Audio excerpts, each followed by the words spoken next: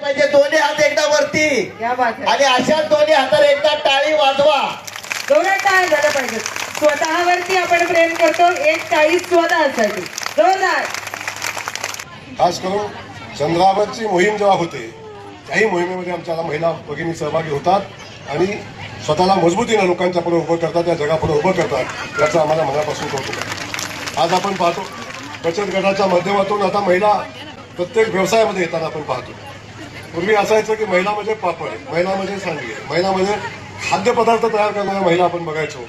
पण मला सांगायला अभिमान वाटतो, आता आम्ही महालक्ष्मी सरस घेतलं, मिनी सरस घेतलं.